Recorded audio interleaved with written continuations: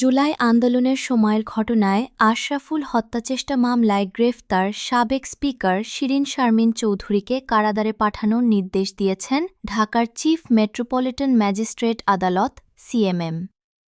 রাজধানীর লালবাগ থানার এ মামলায় শিরিন শারমিন চৌধুরী ২ দিনের রিমান্ডের আবেদন করেছিলেন তদন্ত কর্মকর্তা ডিবি পুলিশের লালবাগ জোনাল টিমের পরিদর্শক মহসিন উদ্দিন। অন্যদিকে শিরিন শারমিনের পক্ষে জামিনের আবেদন করেছিলেন তার আইনজীবী। তবে ঢাকার মেট্রোপলিটন ম্যাজিস্ট্রেট জুয়েল রানার আদালত আবেদন দুইটি মঞ্জুর করেননি।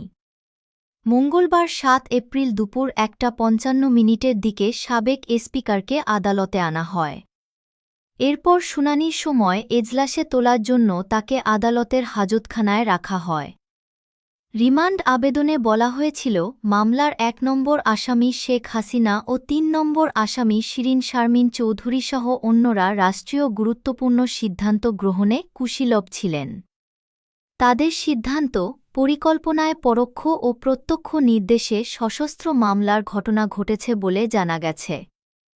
জিজ্ঞাসাবাদে আসামি তার নাম, ঠিকানা এবং মামলার তদন্ত সহায়ক গুরুত্বপূর্ণ তথ্য দিয়েছেন।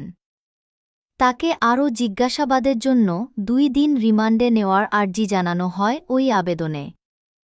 এদিকে এই হত্যাচেষ্টা মামলার বিবরণে বলা হয়, জুলাই আন্দোলনের সময় ২০২৪ সালের ১৮ জুলাই বিকেলে আজিমপুর বাসস্ট্যান্ডে আন্দোলন চলছিল।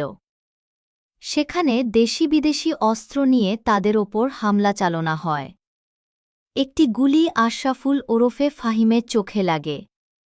বিভিন্ন হাসপাতালে চিকিৎসা নেন তিনি।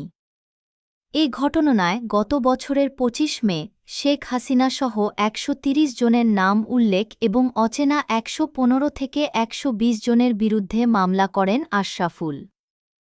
উল্লেখ্য, মঙ্গলবার ভোর ৪:৩০টার দিকে ধানমন্ডি থেকে শিরিন শারমিন চৌধুরীকে গ্রেফতার করে ডিবি পুলিশ।